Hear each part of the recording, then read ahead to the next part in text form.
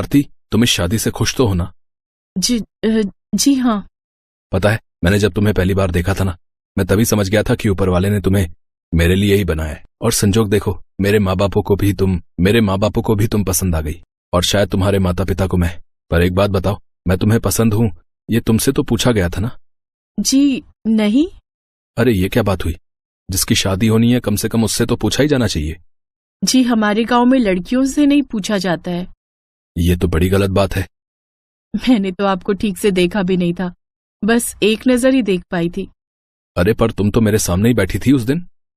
जी बैठी तो थी, पर नजर उठाकर आपको देखने की हिम्मत ही नहीं हुई मेरी। तो लो, अब देख लो, क्योंकि अब तो कोई चारा नहीं बचा है। अब तो हो गया अपना ब्याह, अब तो तुम्हें जीवन भर यही चेहरा देखना पड़ेगा। असल में आरती एक बहुत छोटे से गांव में रहती थी। उसकी शादी बगल के गांव सूरजपुर के रहने वाले अनिल के साथ हुई थी। अनिल बहुत ही भोला और सीधा आदमी था। फिर 2 दिन बाद। अरे वाह, ये पराठे किसने बनाए? क्यों, क्या हुआ? ऐसे क्यों पूछ रहा है? ये आपके हाथ का स्वाद तो नहीं है माँ? ये तेरी भाभी ने बनाए, तभी तो मैं कहूँ माँ ये पराठे बहुत स्वाद बने। भाभी हैं कहाँ? वो नहाने गई है, आती ही होगी। भाई मुझे तो बहुत खुशी हुई कि भैया को आप जैसी पत्नी मिल गई। ऐसा क्यों कह रहे हैं आप? अरे आप नहीं जानती इन्हें, एक नंबर के भोलू चंद हैं। मैं तो हमेशा माँ से कहता था कि देखना कोई लड़की कभी घास नहीं डालेगी इन्हें, लेकिन किस्मत देखो हमारे भैया की, कितनी सुंदर भाभी लाए हैं। लता और हरिया के घर का माहौल बड़ा ही खुशनुमा था। बड़ा बेटा अनिल जितना सीधा और शरीफ था, छोटा बेटा सुनील उतना ही शरारती और मस्करा। धीरे धीरे नई बहू आरती ने अपने स्वभाव से सबका दिल जीत लिया। अब तो आरती और सुनील की भी अच्छी पटने लगी थी। सुनील भैया बताइए, खाने में क्या खाएंगे? आप मुझसे पूछ रही हैं भाभी? हाँ, हर रोज मैं घर के बड़े लोगों से पूछती हूँ, मगर कभी घर के सबसे छोटे से भी तो उनकी पसंद पूछनी चाहिए ना। कसम से भाभी, आज आपने बता दिया कि आप कितनी अच्छी हैं, वरना मुझसे तो यहाँ कोई पूछता ही नहीं कि मुझे क्या पसंद है। वैसे भाभी मुझे ना आपसे एक जरूरी बात करनी थी। हाँ बोलो ना भैया। यहाँ नहीं भाभी, अगर माँ पापा ने सुन लिया तो बवाल हो जाएगा। आप एक काम करो, जब आपका काम पूरा हो जाए तो हम छत पर बात करेंगे। ठीक है, मैं आ जाऊंगी। ये कहकर सुनील छत पर चला गया और फिर थोड़ी देर बाद आरती भी वहां आ गई। अरे वाह, छत पर कितना अच्छा लग रहा है ना, कितना अच्छा मौसम है। अरे भाभी आपको इस मौसम की पड़ी है, और यहाँ मेरे जीवन में पतझड़ आने वाला है। मेरी मदद करो भाभी। मैं कुछ समझी नहीं भैया। भाभी वो कमलापुर का नाम सुना है ना आपने? वहाँ एक लड़की रहती है रितु, मैं उससे प्यार करता हूँ। हे भगवान, ये क्या कह रहे हो भैया? प्रेम विवाह करना चाहते हो आप? हाँ भाभी, लेकिन रितु को देखने रिश्ते वाले आने लगे हैं और उसकी जल्दी ही किसी से शादी हो जाएगी। उधर उसकी जान सूख रही है और इधर मुझे चैन नहीं आ रहा। अब अच्छा, मैं कोशिश करती हूँ। सुनील ने भोली भाली आरती को बड़ा खतरनाक काम सौंप दिया था, पर आरती ने भी अपने सास ससुर से जिद करके उन्हें मना लिया और आखिरकार सुनील की शादी रितु से हो गई। रितु एक अमीर जमींदार की बेटी थी। ये क्या माँ जी, आप लोग चूल्हे पर खाना बनाते हो? हाँ छोटी बहू। क्या माँ जी, आजकल चूल्हे पर खाना कौन बनाता है? अरे मैं बनाती हूँ ना, तेरी जेठानी आरती बनाती है और हमारे गांव की तो सारी औरतें बनाती हैं। माँ जी, अब तो गैस चूल्हे का जमाना है, न लकड़ी का झंझट, न धुएं की चिंता और न ही फूकने की टेंशन। हाँ वो तो मैंने भी सुना है, पर रोटी में गैस तो नहीं भरती होगी ना? क्या? अरे नहीं माँ जी, ऐसा कुछ नहीं है। इस सब के बाद हम गैस चूल्हे पर खाना बनाएंगे। ठीक है छोटी बहू, जैसा तुम ठीक समझो। उम्र और रिश्ते दोनों में छोटी होने के बावजूद रितु सामने से आरती को काम बताती रहती, पर घर में कलेश ना हो ये सोचकर आरती कुछ नहीं कहती। इस तरह धीरे धीरे रितु ने आरती और लता दोनों को गैस चूल्हा जलाना सिखा दिया। और फिर एक दिन जब आरती उसी गैस चूल्हे पर खाना बनाने जा रही थी, तभी उसके हाथ से कुकर छूट गया, जिससे गैस चूल्हा थोड़ा चटक गया। ये क्या कर दिया तुमने? चूल्हे पर खाना बनाने वाली तुम्हें चाहे लाख सिखा लो, लेकिन तुम रहोगी गवारी। ये कैसी बात कर रही हो तुम रितु? ये गलती से हुआ मुझसे, और वैसे भी मैं तुम्हारी जेठानी हूँ, तुम इस तरह मुझसे कैसे बात कर सकती हो? हाँ तो मैं क्या करूँ, मेरे पापा ने इतना महंगा चूल्हा दिया था मुझे। तुम्हें पता भी है कितने का आता है ये शहर से? ना तो मुझे पता है और ना ही जानने का शौक है, समझी तुम? शौक? अरे पैसा चाहिए, औकात चाहिए, समझी? आइंदा से कभी मेरे गैस चूल्हे को हाथ मत लगा लेना, समझी? ना मेरे चूल्हे को और ना मेरे फ्रिज को। ठीक है रितु, अब तो यही सही रहेगा। उस दिन आरती बहुत रोई। उसे रितु से ऐसी उम्मीद नहीं थी, पर इतना सब कुछ होने के बाद भी लता ने रितु को कुछ नहीं कहा। शाम को जब अनिल काम से लौटा तो आरती उसे छत पर ले गई। ये तो बहुत गलत हुआ तुम्हारे साथ। रुको, मैं अभी माँ और रितु से बात करता हूँ। मत करिए, माँ जी पूरी तरह से उसकी बातों में आई हुई हैं और रितु के अंदर से भी उसका पैसा और घमंड बोल रहा है। आज से ये छत ही मेरी रसोई है और हम दोनों आज से यहीं खाना खाएंगे। ठीक है आरती, तुम जैसा कहो, मैं हमेशा तुम्हारे साथ हूँ। पूरे 2 दिन बीत गए लेकिन बारिश नहीं थमी, जिसकी वजह से पूरे गांव में धीरे धीरे पानी का लेवल बढ़ने लगा और देखते ही देखते उसने बाढ़ का रूप ले लिया। अरे रितु, देख तो घर में पानी घुस रहा है। अब क्या होगा माँ जी, अब हम क्या करें? सबसे पहले तो रसोई में से अपना गैस चूल्हा हटा। अब ऐसा कर, ऊपर छत पर ले चल उसे, वहाँ आरती की रसोई में ले जाकर रख दे उसे, वो मना नहीं करेगी। डर के मारे रितु ने गैस चूल्हे को वहीं छोड़ा और अपनी जान बचाने के लिए छत पर भागी। उसने देखा कि लता और पूरा परिवार आरती की छप्पर वाली रसोई में दुबका बैठा है। वो बारिश में भीगती रही, पर आरती की रसोई के अंदर आने की उसकी हिम्मत ही नहीं हुई। बाद में लड़ लेना जितना भी लड़ना है, फिलहाल अंदर आ जाओ वरना बीमार पड़ जाओगी देवरानी जी। रितु आखिरकार मजबूर होकर आरती की रसोई के अंदर आ ही गई। फिर आरती ने कहा, शाम को साग और रोटी बना रही हो रितु, तुम खा लोगी ना या कुछ और बनाऊं तुम्हारे लिए? आरती की बात सुनकर रितु की आंखों से पश्चाताप के आंसू गिरने लगे। वैसे ये मिट्टी वाला चूल्हा भी इतना बुरा नहीं है, थोड़ा टाइम लगता है पर खाना अच्छा बनता है इस पर। भाभी, आप सिखाएंगी मुझे इस चूल्हे पर खाना बनाना, क्योंकि मेरा गैस चूल्हा तो नीचे ही रह गया पानी में। रितु की बात सुनकर सभी लोग हंसने लगे और आरती की छत की रसोई और उसके चूल्हे ने पूरे परिवार को फिर से एक कर दिया।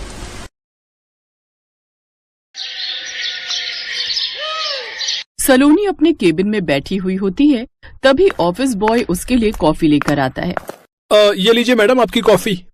हाउ डेयर यू, बिना मेरी परमिशन के अंदर आने की तुम्हारी हिम्मत कैसे हुई? तुम्हें कुछ मैनर्स है या नहीं?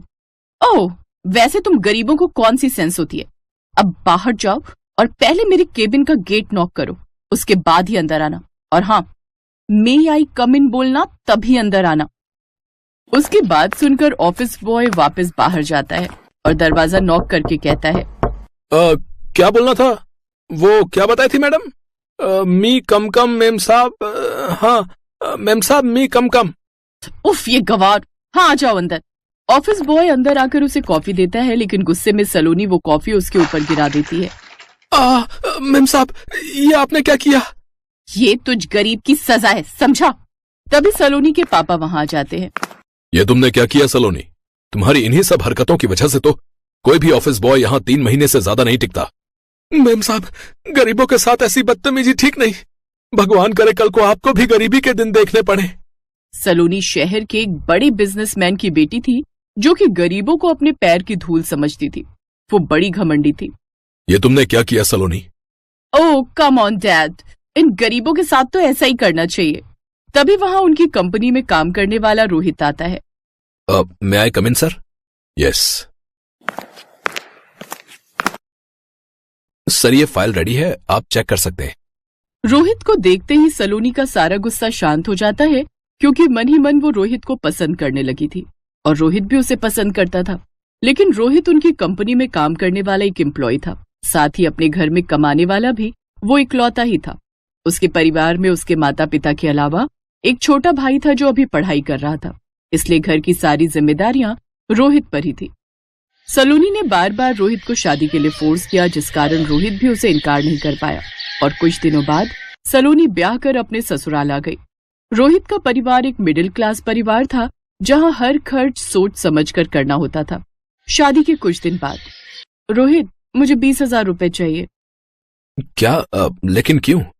क्यों मतलब? शॉपिंग पर जाना है। जब से मैं यहाँ पर आई हूँ मैंने अपने लिए नए कपड़े नहीं बनवाए। लेकिन अभी तो हमारी शादी को महीना भर ही हुआ है। शादी पर वैसे भी तुमने कितने सारे कपड़े बनवाए। हाँ, तो मेरा फिर मन है कपड़े बनवाने का। लेकिन सलोनी तुम समझो, अगर मैं 20,000 तुम्हें दे दूंगा तो बाकी सब घर खर्च चलाने में मुझे दिक्कत हो जाएगी। गुस्से में सलोनी वहां से चली जाती है। उनकी शादी के कुछ दिनों बाद से ही उनमें झगड़े शुरू हो गए, क्योंकि सलोनी की फरमाइशें बढ़ती जा रही थी। लेकिन फिर भी रोहित उसे खुश रखने की कोशिश करता था। ऐसे ही एक रोज माँ सलोनी का है? बेटा सलोनी तो बाजार गई हुई है, काफी देर हो गई, एक बार फोन करके देख। हाँ मैं करता हूँ। वैसे मैं सोच रहा था अगले हफ्ते सलोनी का जन्मदिन आ रहा है, तो क्यों ना हम घर पर एक छोटी सी पार्टी रखें। सलोनी को अच्छा लगेगा। वर्षा दीदी और जीजू को भी बुला लेंगे। हाँ ये तो बहुत अच्छी बात है बेटा, सलोनी का इस घर में पहला जन्मदिन है, अगर हम उसका जन्मदिन करेंगे तो उसे अच्छा लगेगा। रोहित बेटा, एक काम कर, मेरे जो मित्र हैं उनका केटरिंग का काम है, वो घर में पार्टी की अच्छी व्यवस्था कर देंगे। मैं उन्हें फोन मिला देता हूँ। तभी सलोनी आ जाती है। एक सेकंड पापा जी, बर्थडे मेरा है तो पार्टी की प्लेस और पार्टी की सारी अरेंजमेंट्स भी मैं ही डिसाइड करूंगी। ये आप जो कैटरिंग और घर में पार्टी का बोल रहे हैं ये मेरे स्टेटस में नहीं है। मुझे अपने तरीके से अपना जन्मदिन मनाने की आदत है और मैं पहले ही 7 स्टार होटल में बुकिंग करके आ चुकी हूँ। और हाँ, टेंशन लेने की कोई जरूरत नहीं है, सारा अरेंजमेंट मेरे पापा देख रहे हैं। उन्होंने मुझे अपना क्रेडिट कार्ड दे दिया था, मैं उससे बिलिंग करके घर आ रही हूँ। बस आप सब तैयार रहना, मेरे बर्थडे की शाम 7 स्टार होटल में पार्टी है, तो आप सभी थोड़ा अच्छे से बनकर चलिएगा, मेरी इंसल्ट ना हो बस। सलोनी, ये क्या तरीका है? रोहित गुस्से में आने ही वाला था कि तभी उसकी माँ उसे रोक देती है। रोहित बेटा आराम से, कोई बात नहीं, सलोनी का पहला जन्मदिन है, उसे अपने हिसाब से करने दे, हमारा बीच में बोलना ठीक नहीं। अगर वो चाहती है कि हम उसके जन्मदिन पर उसके साथ होटल जाएं, तो हम सब जरूर जाएंगे, आखिर वो इस घर की बहू है। रोहित बेटा, तुम्हारी माँ ठीक कह रही है, और फिर जन्मदिन मनाने से सलोनी की खुशी देखनी है कि वो किसमें खुश है। अब कहीं भी मनाओ, चाहे घर में या बाहर। माँ मैं अभी आता हूँ। रोहित कमरे में जाता है और सलोनी पर गुस्सा होने लगता है। सलोनी, मैं कोशिश कर तो रहा हूँ कि तुम्हें हर तरह से खुश रखूं, पर तुम हो कि बीच में अपने घर वालों को ले आती हो। तुम्हें क्या जरूरत थी 7 स्टार होटल में इतनी बड़ी पार्टी रखने की? तुम मुझे कहती तो मैं तुम्हारे लिए किसी अच्छे रेस्टोरेंट में बुकिंग कर देता, पर तुम हमेशा अपनी अमीरी का रौब दिखाती हो। सलोनी, ये सब ठीक नहीं है। अरे ठीक कैसे नहीं है? तुम जानते हो मेरे बर्थडे के लिए मेरे घर में सबको बहुत इंतजार रहता है। मेरी फ्रेंड्स, मेरे फैमिली मेंबर सब मेरा बर्थडे बहुत धूमधाम से मनाते हैं। एक तो मैंने तुम्हारे घर वालों की इज्जत बचाई है, सब मेरे से बर्थडे पार्टी के लिए कह रहे थे। अब मैं यहाँ छोटे से घर में तो किसी को बुला नहीं सकती थी, और तुम्हारे पापा की बात सुनकर तो मुझे वैसे ही हंसी आ रही है। पता नहीं कौन सी कैटरिंग की बात कर रहे हैं। बस अब मेरा मुंह मत खुलवाओ, और तुम लोगों को मैंने बोल दिया है, मेरे बर्थडे वाले दिन शाम को अच्छे से रेडी हो जाना। इसके बाद मुझे इस बारे में कोई बात नहीं करनी। सलोनी के व्यवहार से रोहित और उसके माता पिता थोड़े दुखी थे, पर सलोनी अब उनके घर की बहू थी, इसलिए उन्होंने ज्यादा कुछ नहीं कहा। सलोनी अपनी ननद वर्षा और उसके पति को भी बर्थडे के लिए इनवाइट करती है। सब लोग खाने की टेबल पर बैठे हुए थे। रोहित, ये क्या, माँ जी ने शॉल ओढ़ रखी है, वो तो ऐसे कपड़े पहनकर आई है जैसे दिसंबर की ठंड हो। तुम्हें पता है गर्मी का मौसम है और ये शॉल ओढ़कर आ गई है। सलोनी, माँ को एसी में बैठने की आदत नहीं है, और यहाँ फुल एसी चल रहा है। माँ ज्यादा देर एसी में नहीं बैठ सकती, पर वो तुम्हारे लिए यहाँ आई है। अब यहाँ तो काफी समय लग जाएगा, और एसी में उनसे बैठा नहीं जाएगा, इसलिए मैंने ही उन्हें बोला था कि वो कोई शॉल रख ले। इसमें हर्जी क्या है? सलोनी बेटा, जरा इधर आना। आई पापा। सलोनी बेटा, केक कट चुका है, अपने ससुराल वालों की पसंद का क्या ऑर्डर करना है वो पूछ लो। हम सब ने तो अपनी पसंद का ऑर्डर कर दिया है। पापा, ये सब तो वही दाल रोटी खाने वाले हैं, इन सब ने 7 स्टार होटल का खाना शायद ही कभी खाया हो। पहले वो देखो ना, वर्षा दीदी के बच्चे ऐसे कोल्ड ड्रिंक पी रहे हैं जैसे उन्होंने लाइफ में कभी कोल्ड ड्रिंक पी ही ना हो। सच, कैसे गवार ससुराल वालों को बुला लिया मैंने अपनी बर्थडे की पार्टी में। तभी वर्षा वहां से गुजरते हुए सलोनी की बात सुन लेती है और वो अपने दोनों बच्चों को समझाकर बैठा देती है। रोहित के मम्मी पापा ज्यादा हैवी खाना नहीं खाते थे, तो उन्होंने दाल और चपाती ही खाई। रोहित का मन थोड़ा खराब था और वर्षा भी सलोनी की बातें सुन चुकी थी, पर सलोनी के बर्थडे की वजह से कोई कुछ बोल नहीं रहा था। कुछ देर बाद उसे उसके दोस्त दोबारा डांस के लिए बुलाने लगते हैं। सलोनी, आ ना यार, थोड़ा और डांस करते हैं, तेरा बर्थडे है, कितना मजा आ रहा है यार। यार बहुत थक गई हूँ, इतनी देर तो तुम लोग के साथ डांस किया है। अच्छा ठीक है, चलो। सलोनी जैसे ही दोबारा डांस के लिए उठने लगती है, अचानक चेयर के कोने से उसकी ड्रेस फंस जाती है और पीछे से पूरी फट जाती है। सलोनी एकदम से बैठ जाती है। अब यार, मेरे ना पैर में एकदम दर्द हो गया है, एक काम करो, तुम लोग करो डांस, मैं अभी आती हूँ। सलोनी बेटा, मैं जरा तुम्हारे पापा के साथ रिसेप्शन पर होकर आती हूँ, तुम्हें काम तो नहीं है ना? नो मॉम, मैं ठीक हूँ, आप हो आओ। काफी देर तक सलोनी चेयर से जब नहीं उठी तो रोहित परेशान हो गया। क्या बात है सलोनी, तुम इतनी परेशान क्यों हो रही हो? मुझसे तो कह सकती हो। रोहित, मेरी ड्रेस पीछे से फट गई है और वो इतनी ज्यादा फटी है कि मैं उठ भी नहीं सकती। अब सबसे मैं क्या कहूँ कि मैं क्यों नहीं खड़ी हो सकती? बहुत देर से सब मुझे बुला रहे हैं, मुझे कुछ समझ नहीं आ रहा मैं क्या करूँ। रोहित अपनी माँ और बहन से इस बारे में बात करता है। वो लोग सलोनी के पास जाती हैं। सलोनी बेटा, तुम चिंता मत करो, ये लो तुम मेरी शॉल ओढ़ लो, तुम आराम से खड़ी हो सकती हो। रुको, मेरे पास ये केशवी का रबर बैंड है, मैं इस शॉल को थोड़ा स्टाइल में तुम्हें पहना देती हूँ। आजकल रील में आता है ना अलग अलग तरीके से शॉल को पहनना, मैं उसे स्कार्फ के स्टाइल में तुम्हें पहना देती हूँ। वर्षा सलोनी को स्कार्फ की तरह शॉल पहना देती है। सब लोग सलोनी को इस नए लुक में देखकर उसकी बहुत तारीफ करते हैं। किसी को ये पता नहीं था कि सलोनी ने आखिर इस स्कार्फ की तरह शॉल क्यों पहना है। अरे वाह सलोनी, ये शॉल का स्टाइल तो बहुत ब्यूटीफुल लग रहा है। वो मुझे थोड़ी ठंड लग रही थी इसलिए माँ जी ने अपना शॉल मुझे दे दिया और वर्षा दीदी ने इसे स्टाइल में पहना दिया। बहुत केयरिंग है मेरे ससुराल वाले, मेरी बहुत केयर करते हैं। आई एम वेरी लकी कि मुझे इतनी अच्छी ससुराल मिली है। थैंक यू माँ जी, थैंक यू दीदी। सलोनी समझ चुकी थी कि वो घमंड में आकर अपने कितने अच्छे ससुराल वालों का मन दुखा रही थी। सलोनी अपने व्यवहार को बदलती है और उस दिन से वो अपने ससुराल वालों को बेहद प्यार और सम्मान देने लगती है।